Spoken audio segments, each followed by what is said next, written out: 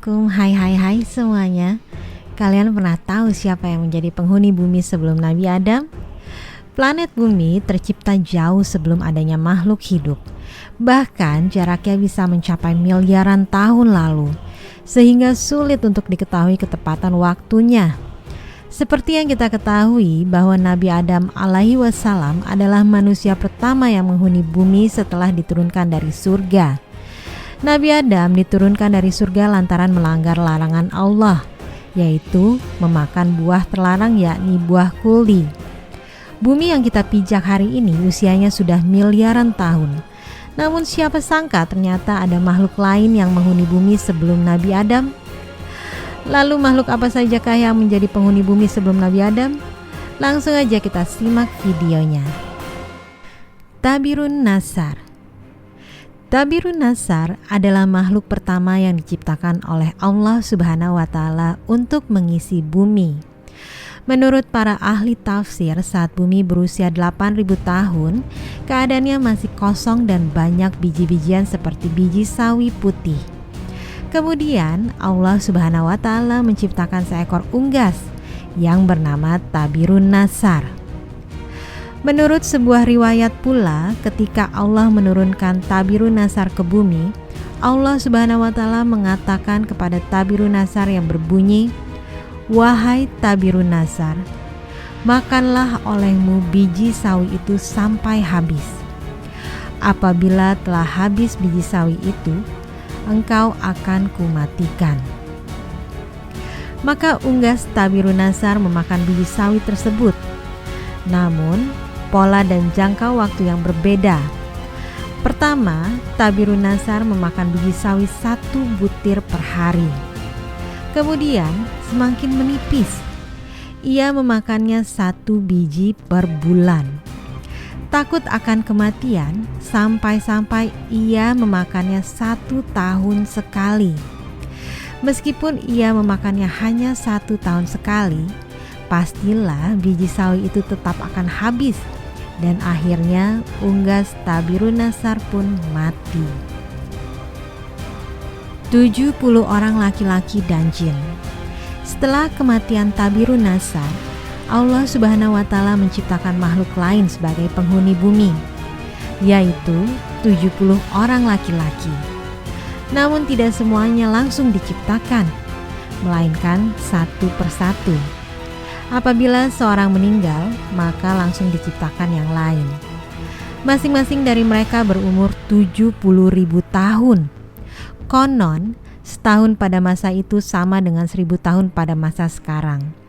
Tatkala telah mati 70 lelaki itu, kemudian Allah ciptakan jin. Sebagian dari jin-jin itu ada yang berkaki 4, berkaki 2, dan ada yang terbang.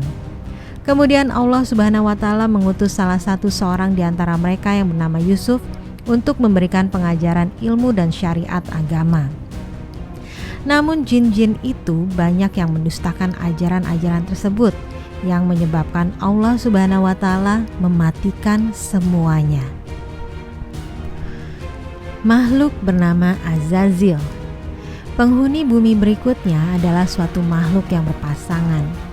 Rupanya seperti binatang dan keluar dari dalam neraka. Binatang itu pun beranak dan anaknya dinamakan dengan Azazil. Setelah cukup besar, Azazil mulai melakukan peribadatan kepada Allah Subhanahu wa Ta'ala selama 1000 tahun.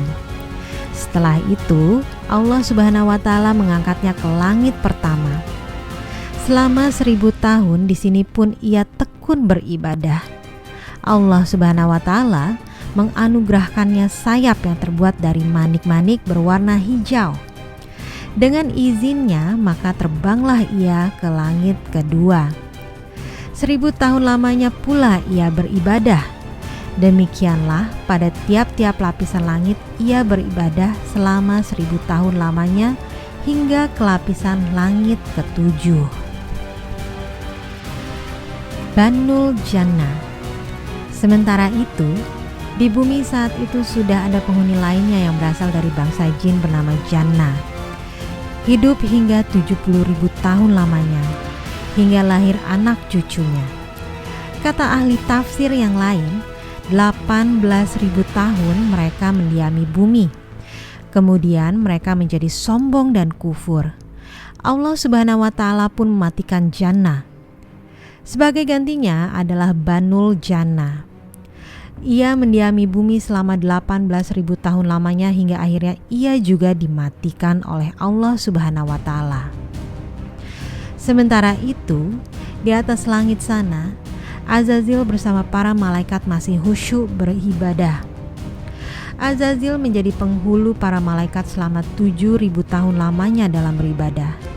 Hingga pada satu waktu, Azazil mengajukan suatu permohonan kepada Allah Subhanahu wa Ta'ala, yang katanya, "Ya Tuhanku, 7.000 tahun hambamu ini berbuat kebaikan padamu dalam 7 lapis langit ini.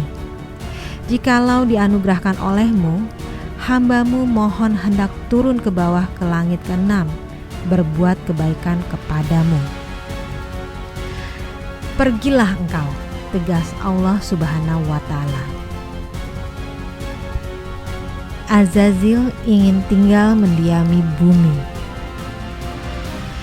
Turunlah Azazil atau iblis itu bersama 700 malaikat pengiringnya ke langit ke-6. Setelah merasa cukup, ia pun memohon izin lagi kepada Allah Subhanahu wa Ta'ala agar diturunkan ke langit ke-5. Di langit ke-5 pun, ia memohon diturunkan ke langit yang di bawahnya dan demikian seterusnya, hingga sampai mereka di langit dunia. Di langit dunia, Azazil atau iblis mengajukan suatu permohonan pula. "Ya Tuhanku, hambamu hendak memohon turun ke bumi dengan para malaikat. Bahwasanya hambamu hendak beribadah kepadamu di bumi itu. Ya Tuhanku, betapa Bananul Jannah telah banyak berbuat kerusakan di muka bumi. Anugerahkanlah atas hambamu ini bersama para malaikat berbuat kebaikan kehadiratmu di muka bumi itu." Allah Subhanahu wa Ta'ala pun mengabulkan permohonan Azazil. Diturunkanlah ia bersama 700 malaikat yang mengiringinya untuk beribadah di muka bumi. Setelah sebelumnya Bananul Jannah dimatikan karena banyak berbuat kerusakan. Setelah 8.000 tahun lamanya beribadah, iblis mencoba mengungkapkan hatinya bahwa di muka bumi inilah ia begitu betah dan tidak ada tempat lain yang membuatnya betah seperti ini. Nabi Adam dijadikan khalifah di bumi. Akhirnya, iblis memohon agar selamanya ia berada di muka bumi untuk berbakti kepada Allah Subhanahu wa Ta'ala. Sampai pada satu waktu, Allah Subhanahu wa Ta'ala berkehendak menurunkan suatu keterangan kepada Azazil.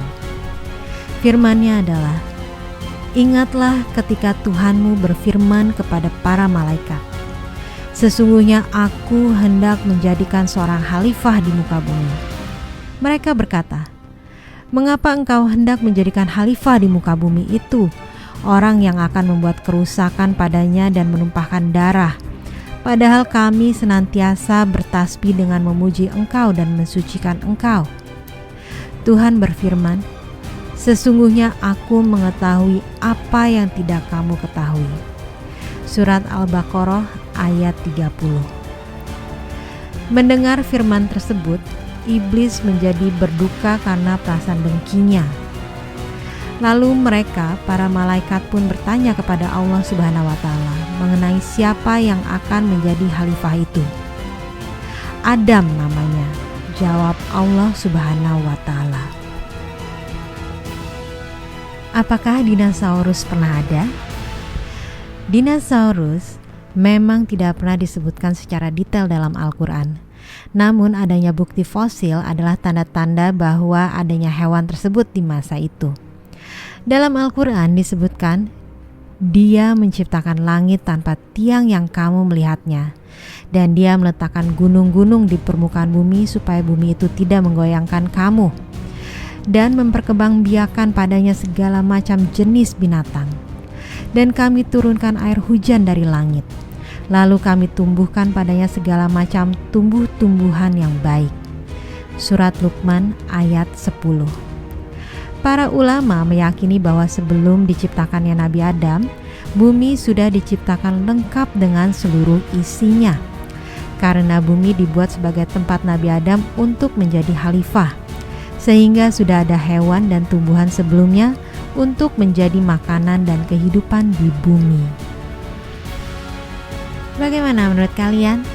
Dinosaurus hidup di zaman yang mana?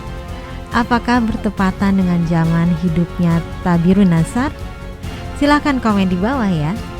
So guys, sekian pembahasan kita kali ini. Jika ada yang salah, saya mohon maaf. Jangan lupa subscribe, like, and share. Thank you for watching. Wassalamualaikum. Makasih.